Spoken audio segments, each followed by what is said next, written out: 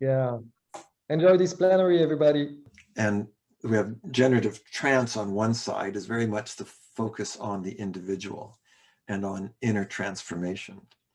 And this kind of is more that, hypnotic language where you're using suggestion and guiding people through suggestions. We have then in the middle generative coaching, which is about self-improvement. And usually what we're doing with coaching is rather than suggesting or more using questions.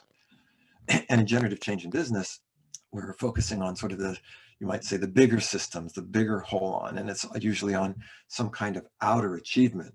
So when we talk about that conversation between the quantum world and the classical world, the sort of generative trance is more really getting into that quantum world. The generative business is getting more into that classical world, but they're all involving that constant conversation.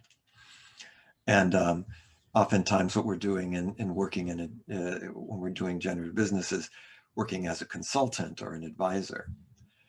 So these are some of the various applications of generative change in business. A lot of it is coming through what we call success factor modeling. Success factor modeling is the idea of modeling is asking this question, what's the difference that makes the difference? And these are several areas, as you can see, where we've been applying this generative approach to what we call next generation entrepreneurs, people who want to live their dream and make a better world through their business, through generative collaboration, which is about releasing the creative power of collective intelligence, conscious leadership and resilience, which is about orchestrating innovation and fitness for the future. And then our generative consulting, which involves tools for creativity, consciousness, and collective transformation. So these are kind of the background of the types of things that we've been working with. Each of these has a different model. One is what we call the circle of success. Another one has to do with the collective intelligence model.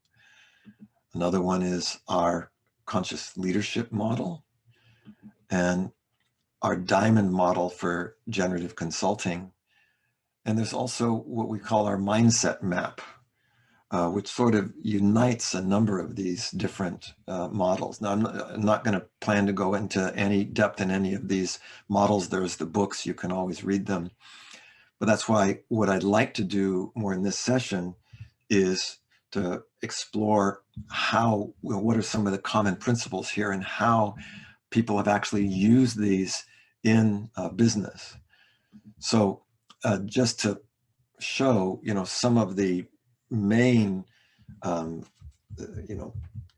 principles that distinguish generative change in business are these kind of concepts. One is about this idea of holon and hologram, that we are a whole as an individual, but we're made up of other wholes.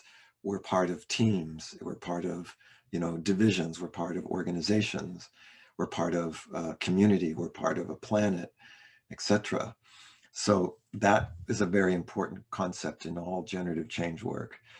The use of multiple intelligences is also a very important principle in generative change. It's not just the verbal interaction and not just the left brain cognitive. We're using somatic intelligence, emotional intelligence, or visual intelligence, collective intelligence. Obviously, this emphasis on a generative state and a coach state is a key part of generative change in business as well. And the notion of a field, right? That idea of the visible and the invisible working together. And another key concept that is a big part of generative change work is, the whole way that we deal with and welcome obstacles, and this idea of complementarity, and that realization that it's really important to have these different perspectives, and we're always trying to bring together multiple complementing perspectives. Now, these kinds of things, as you can imagine, are sometimes challenging to introduce to people who are like, engineers working in some kind of, IT business or something. And so a lot of times people are wondering, well, how can you bring these concepts there? And that's what I'd like to explore here. We're going to kind of start with this question. How have you applied the principles and practices of generative change to bring new solutions to businesses and organizations during the upheaval created by this pandemic? So that's going to be the question I'd like to explore with my panelists, and each has come prepared with a kind of a case to share. And what we're going to do is take about 5 minutes each, and I'm going to ask my panelists to share their cases. What I'd like to invite us to do, and I think this is going to be the easiest way to do this, is if we could all just for a moment at least turn off our cameras except for the panelists. I'd like to introduce the panelists. So if everybody could just, again, temporarily close your camera, then I can introduce our panelists. And so thank you for closing your camera if you're not a panelist.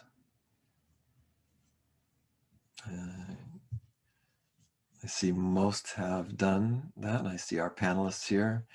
So I see there's some people who are not panelists that are still on, but I will introduce our panelists. I'd like to first, there's a number of them are you actually know, because they've been a big part of organizing this conference. Jean-Francois Thirier and Elizabeth Falcon will be two of our panelists. And they're part of the success factor modeling leadership team as well. And also we have Mickey Fay here. Mickey, you might raise your hand. Mickey's been doing the mindset masterclass, and Mickey is also a member of the leadership team and is also a partner with me in the Mindset Maps International. We also have Catherine Wiss from Switzerland. Catherine has been a member of the leadership team, and she, along with Mickey, Jean-Francois, and Elizabeth, are co-authors of the generative consulting book. We also have with us Magnus Cole, Magnus from Sweden. Magnus is a coach, consultant, a best-selling author in Sweden. He's also been a member of the SFM leadership team and an SFM affiliate. We have Till Neunhofer, who has been also one of the presenters, and Till is a mindset coach with us, and has also been running with John Sleeper the Generative Change Business Hub. So some of you might have participated there. And then we have Toki, who's been one of our interpreters. Toki is also a mindset coach, and she's an NLPU affiliate. So we have quite a number of things to share, and I thought we'd each, again, like taking about 5 minutes to share these examples, and then we'll have some chance for you to interact with us, ask us questions, because I'm sure there will be a lot of questions. I'd like to, we hadn't really figured out who was going to go first or not, but I don't know which of my panelists wants to start us off. Anybody ready to go? Or I can also just say, so why don't we start? Catherine, would you be willing to start? Sure, thank you. And hello, everyone, or grazie, or actually buongiorno, because I'm in the Swiss-Italian part after I have lived 5 years in the US. And the business case I wanted to present to you is actually with a customer out of the Silicon Valley. Most of you know me that I really love leadership and change management, and that's really, and I have to time so that I'm not talking too long. Good And Swiss. one of the issues, the Swiss person, and one of the issues that my client, which is a software engineer, no, it's incorrect. It's a company that hires a lot of software engineer, but is not solely software engineer. But what they really felt as a issue with the people working from home is that the company culture and the motivation and the unity was falling apart. And they then started in fall to introduce a engineering manifesto, and they communicated it, and they were abaffed that the engineer didn't change one bit the behavior or the culture or whatever, because they just communicated it in a press release internally. And yes, the CEO and the COO were talking about it, but it didn't fall. So I was contacted by the HR manager to say, hey, how can we make that stick? And I thought like, okay, good. So I used the SFM3 model, where in the middle is the passion, and then we are going into how do we share the communication, develop the people, achieve results, and manifest sustainability. And I talked with each of the leadership team member, and I just realized they are all over the place about how they see and talk about the vision. There was no unified word.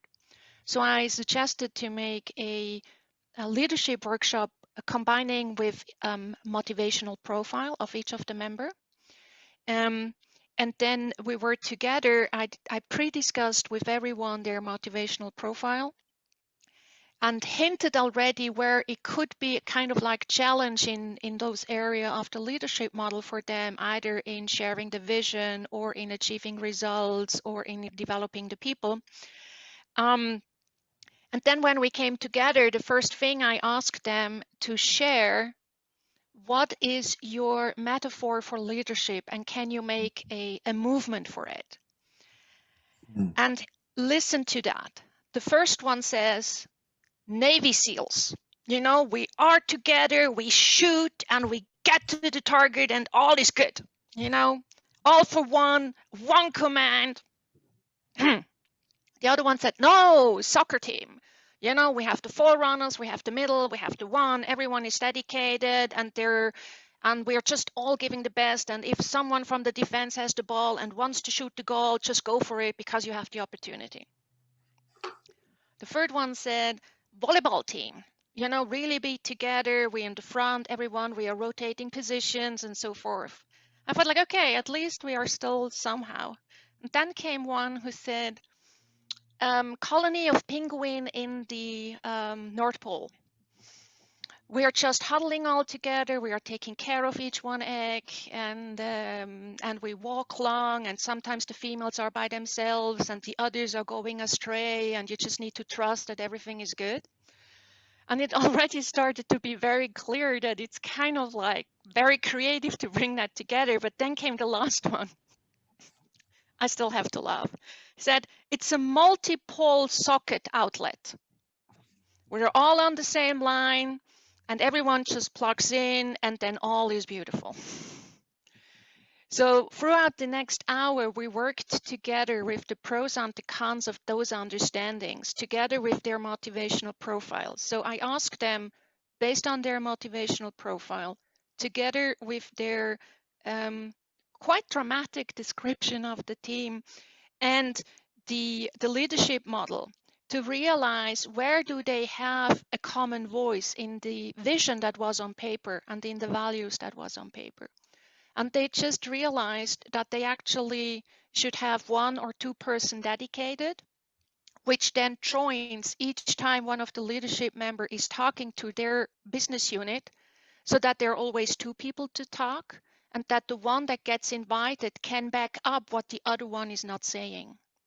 And through that, in the last 3 months, the complaints of the engineers that they have no idea where the company is going has dramatically been reduced, and the happiness has slightly increased. There is still a challenge about how to handle future changes, because it's a rapid changing environment, but at least the original vision got better implemented. That was it. Fantastic. That shows that importance of using metaphorical representation as opposed to just the verbal interaction. Beautiful. I love the examples, especially the multiple sockets. So, let's see. Let's go to anybody want to go next, or shall I? I will. I'll invite Magnus if he's ready. Of course I am, and I'd like to share a few slides for this example, showing how I've used the circle of success working with two companies for the last sort of 1.5 years, but I think especially useful during the crisis. I do both training and consultancy work, and this is a part more of course, than as a consultancy work, working with two top management teams. And what I've done is I've sort of spent 2 days with them working on their circle of success. The example I want to give here is for the big picture. It's a Swedish company called Implema. They are tech consultants implementing large business systems like SAP and Microsoft Dynamics. I've done almost the same with a retail store called Other Storage. It's part of the HMM group. So they're very similar business cases, I would say. And working with them in a strategic sort of group for like they're 15 people for 2 days, setting their circle of success. It's a fairly straight on process, which I think you could sort of connect to if you know about the circle of success, taking them through the exercises, clarifying each part. I think the challenge here is also then, okay, well, how do you implement then the circle of success in a quite large company with a couple of hundred of employees? And I think also then shifting the mindset of how do you actually do business planning. So what we've done is that we've compared sort of the ordinary way of business planning to the more generative way of business planning. So for Implema, they had like a classical business case from 2015 to 19, having their goals, which were fairly sort of owner perspective driven, with a double revenue, a profit, classical sort of example of revenue and profit from an owner's perspectives. They had, of course, a business offering, see what's our offer to the markets, and then they had a fairly detailed plan of moving ahead, getting to their goals. In addition to that, they had values, working with values, and here's all these letters are sort of one for each value in their company. Now, the next journey, how do we sort of present this to the company so that they really can understand that it's another mindset, another thinking behind the circle of success? Well, we sort of compared sort of, the ordinary way to the sort of new generative way. So what happens is, instead of having classical goals, we talk about ambitions. And in the ambitions, we still have some profits and revenue goals. They are internal, so I don't show them here. But in addition to that, we want more perspectives. So here we also have the customer perspective, where we want every customer to be a sort of a reference customer who references to other customers. We also have the co-workers perspectives here. So it's very important that we have prosperous co-workers who are curated to develop themselves as a personal development. So bringing in more perspectives in the ambition is one part of the mindset.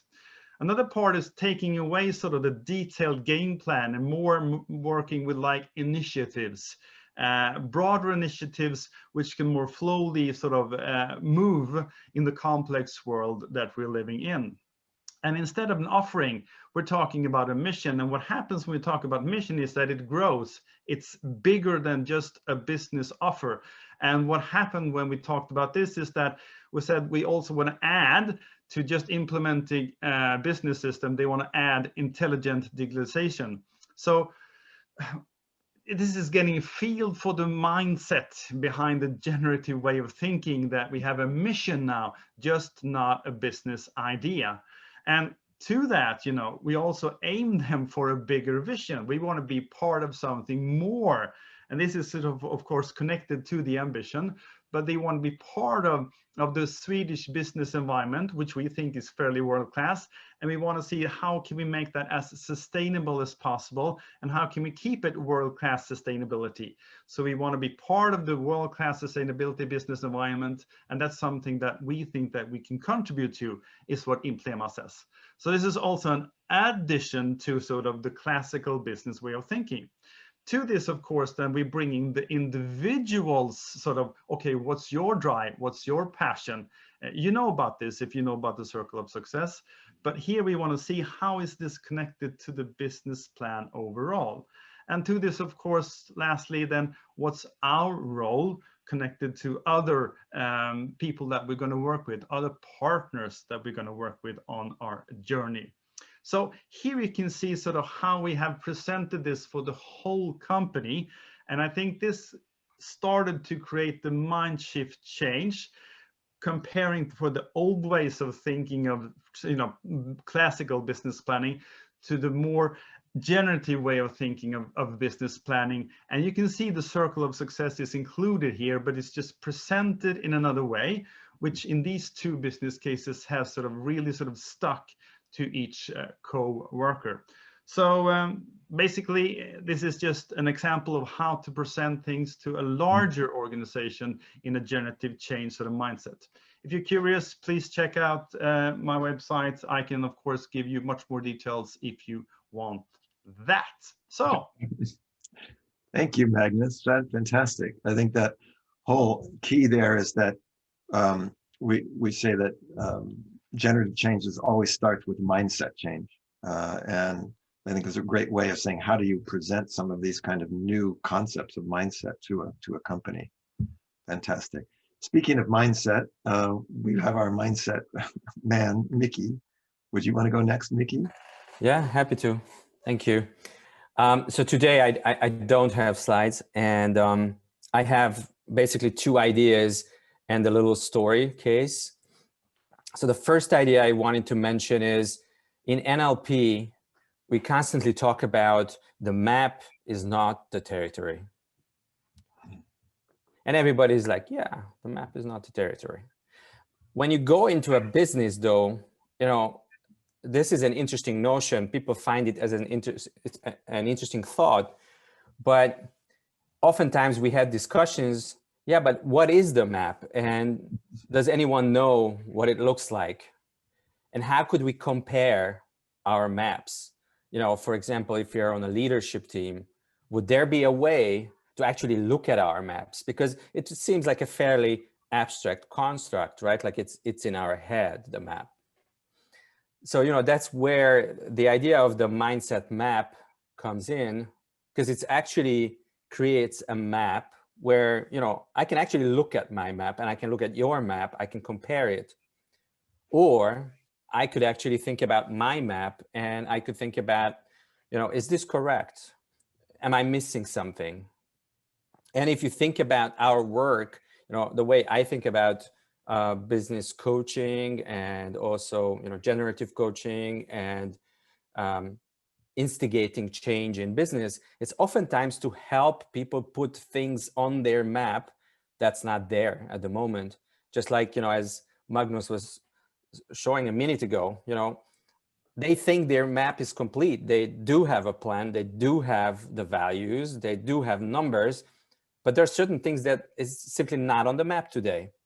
So that's the first thought that I wanted to mention. The second thought was that, and this was taught to me a very long time ago by one of my first mentors. You know, he said, if you wake up, if you wake up, you have a few choices in life. You know, one choice is you could become an awakener, right? Like coach to awakener. And from there on, you were engaged in trying to wake up other people. There's another choice when you wake up, you know, you get very upset. And I think nowadays, if you look around in the world, what's happening, I think it's easy to get very, very upset. And some people, when they get upset, they break down, or they become sort of an anarchist, or some kind of they start some kind of a crazy movement. And that's, unfortunately, that's a choice. Another choice is that you decide, okay, I don't want to be part of this system. I'm going to build something outside of it. And you try to create a community where like everything is different, and you try to seal it off from the rest of the world. And we have seen many examples of that. Few were actually successful because we are an interconnected world, right? And then another choice is that you say, well, I'm just going to stay in the system. I'm going to maybe run my own business, but I'm going to try to create a different environment that's going to be very different from what's going around. And I'm trying to maybe in a good way infect others with the right ideas. So I have been thinking for a long time, who is my target customers? Like, who do I want to help? And so I ended up thinking that maybe I want to help the people who are in the system. They do have a desire to do it differently, but they don't really know how. So they need a map. So again, that's where this notion of the mindset map comes in. Like, how do we help these people to get a map? And, so that's the second thought. And the third story, the little story that I wanted to share is I have recently worked together with a leadership team of a New York-based healthcare company. And, my customer originally was the COO of the business. And, he was experiencing that, the leadership team is fairly disjointed. It's full of these very ambitious individuals, which is often the case. But somehow, two people recently left. There's a sense of burnout, and he was actually looking to change. That's what he came to me with. Like, I probably need to leave this business. And he just kind of went through an individual coaching process with me, where we kind of looked at a number of things. But one of the first things that we did was doing the mindset maps. And we were looking at his mindset, and he said, I want to get more satisfaction out of my work, because our business is a very mission-driven business. We are trying to change the way healthcare is being done in the US, and I don't know how many of you know, but there's a lot to change there. And anyway, the result was that we found an interesting thing, that essentially there's a coach in him. So there's a coaching and mentoring aspect in his personality, which he's completely suppressing at the moment. So he's very driven, he's very goal driven. He's making sure that processes are in place. He's making sure, that customer dialogues are being done at the right time with the right people. He's got a good team together. He's very conscious of investors. He's very conscious of partnerships, but he's completely missing on basically this idea that, once somebody's in the company, they need to be nourished. They need to feel like they're going somewhere, that they are being coached, that there's a prospect or a vision personally for them, and not just for the business. So the initial discovery was that, he needs to there is a desire in him to be different, to lead in a different way, in a more coaching mentality, but he's not allowing that to surface. He never even thought about it.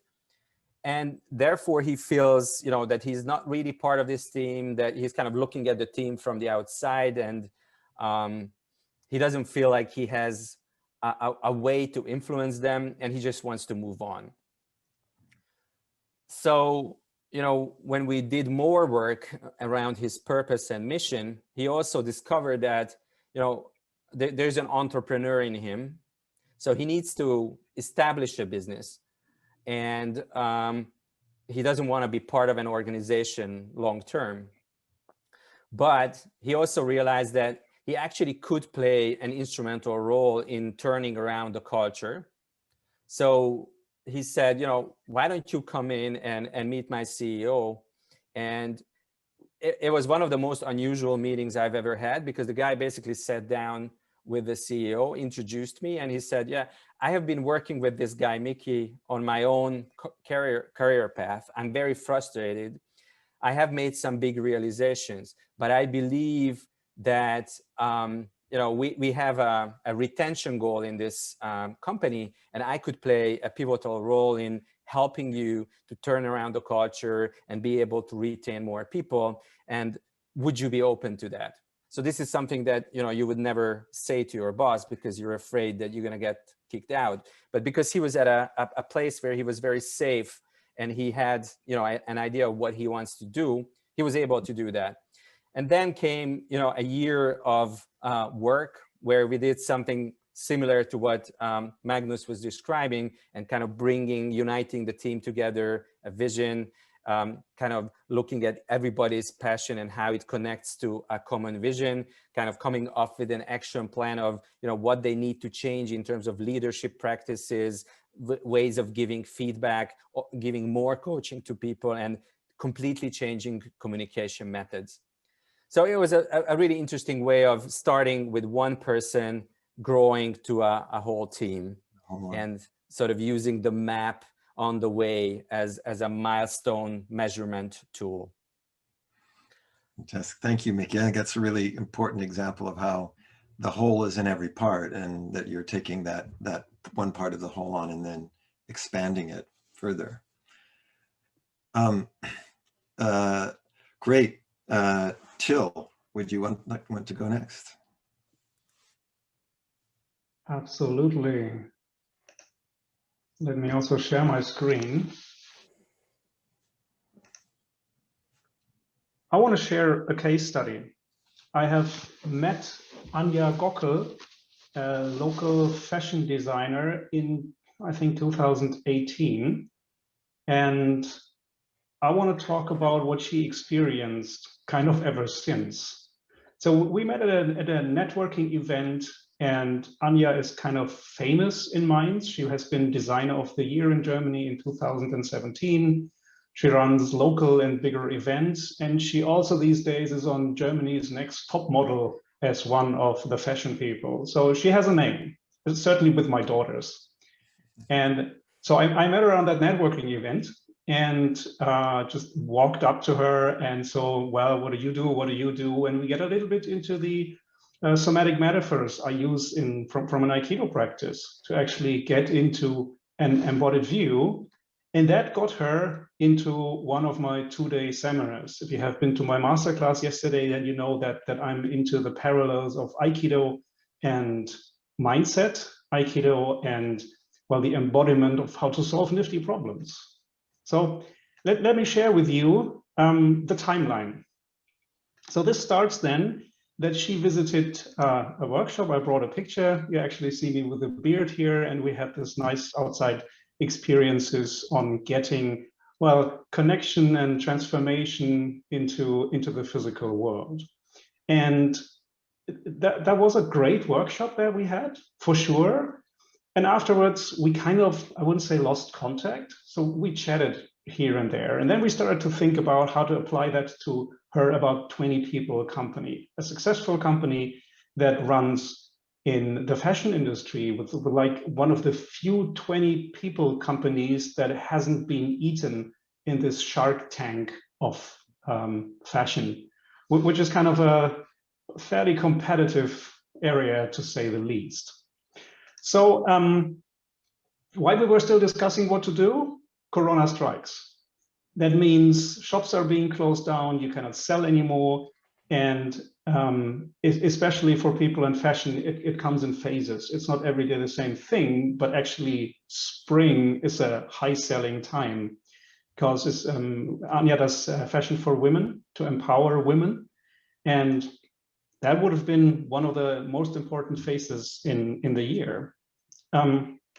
So what do? we actually decide to take the ideas that Anja loved from that generative mindset approach to the whole team. And then we did mainly outside workshops, because we had Corona, as you can understand, to have the whole team understand these mindset principle concepts, especially of how to stay in a generative state, even under pressure, how to deal with responsibilities, and especially, and that is one of now Anja's famous and favorite sayings, how to take the hit as a gift. And the result of that is actually that in the summer of 2020, there was one single company that did Berlin Fashion Week, and that was Anja Gockel Fashion.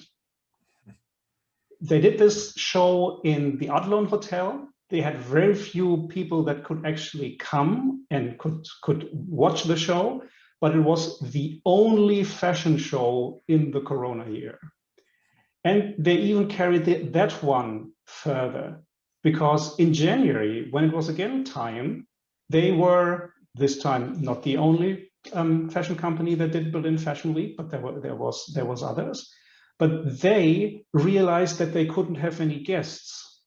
Anja said, that means I have space. And she turned the fashion around, this fashion show, she turned it around from a typical walking show to actually a dancing show, saying there are so many people out there who work in the culture industry and they don't have space where they can go to perform. So let's have them perform. And this is how it looks like if you really take the hit as a gift. This is how fashion can be if you manage to remain in a generative state. And I hope this works. I even prepared, a short piece out of this show.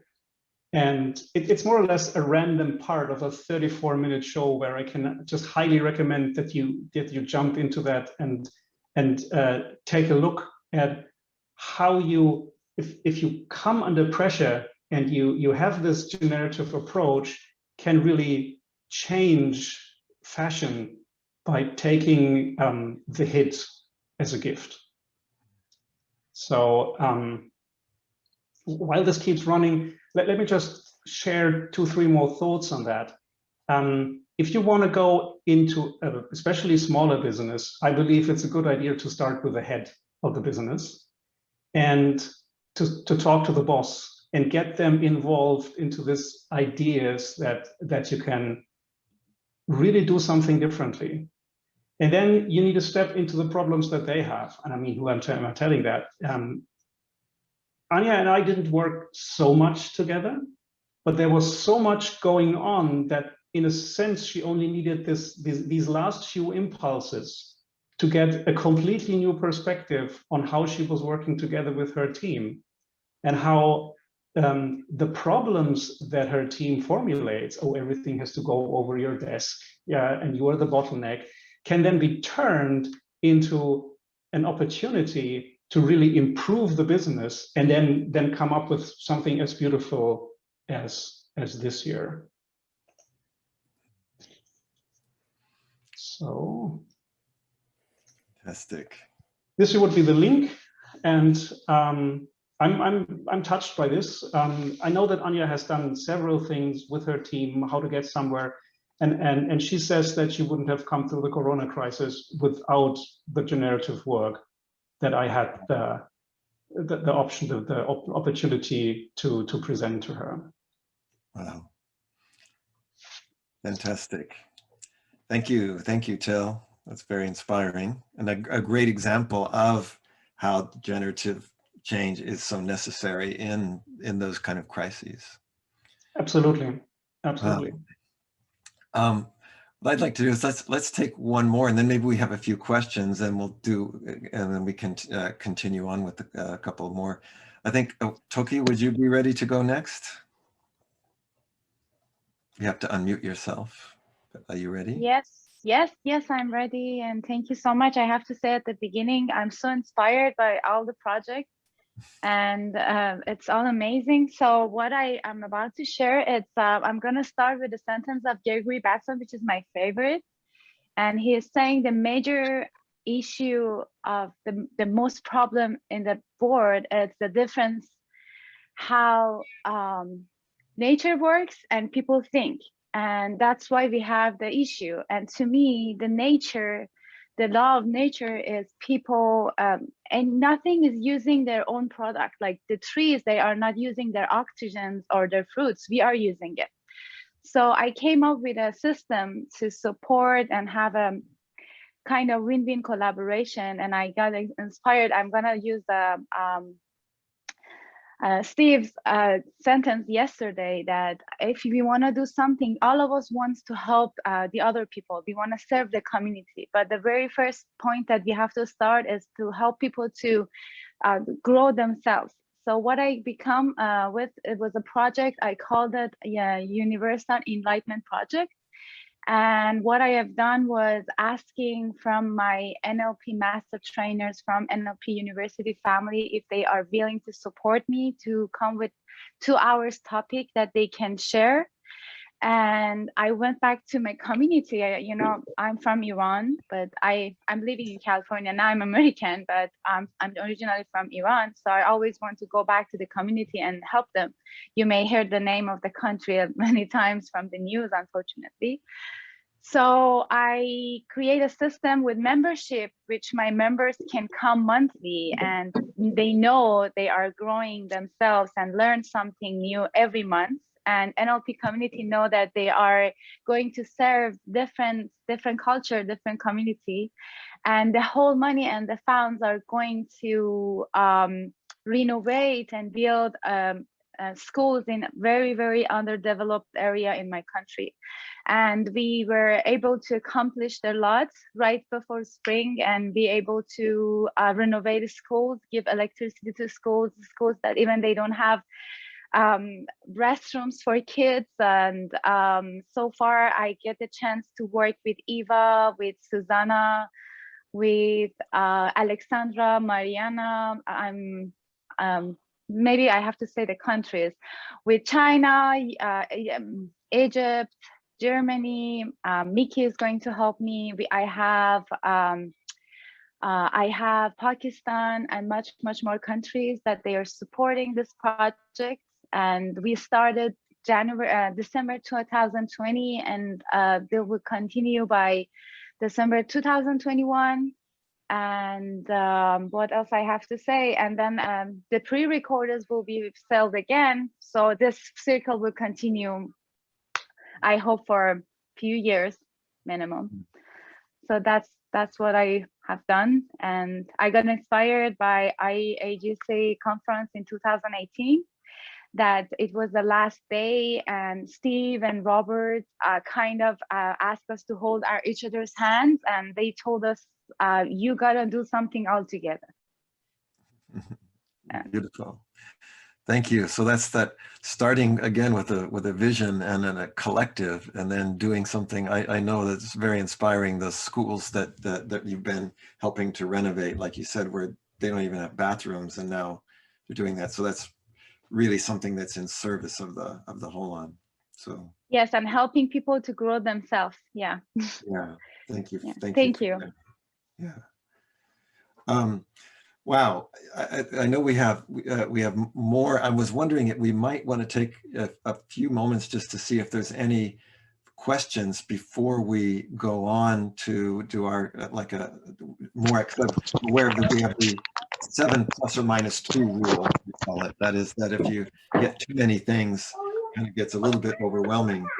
So I thought maybe we could do a few minutes and just invite everybody back again to join us, and I want to see if, for the moment, what kinds of either questions, clarifications, anything.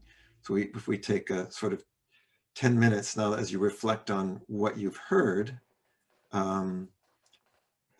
Yes, and we'll start. I see, Leila, you have your hand up. Yes, thank you for these presentations. That's very, very inspiring I have a question concerning consulting and coming into businesses and even talking with the big boss, as Till was suggesting. I work with companies, consulting companies, and what we get is that we have this conversation with the big boss. He wants to change things, or it's usually a he, unfortunately, but and we start putting things in place. And as we know, as we see in systemic change, we have that resistance to change, even though there's the will to change. And often, this sort of like take back control, and even though we know and we tell him in advance that there could be this resistance coming from the people who work with him, the resistance is there. So I don't know if like anybody could share maybe about how they deal with that when it comes to the big boss resisting the change, but implicitly, you know, it's not explicitly. I can just start by saying, I think that's that whole principle of complementarity. You know, all generative change work says, as soon as you start to change, you know, I want to go, as soon as I say, I want to go there, all of the other parts that don't want to go there are going to show up, and that's going to start in the boss, or whoever she or he is. So actually, it just in generative consulting, just like in generative coaching, we say, okay, you know, as soon as we set an intention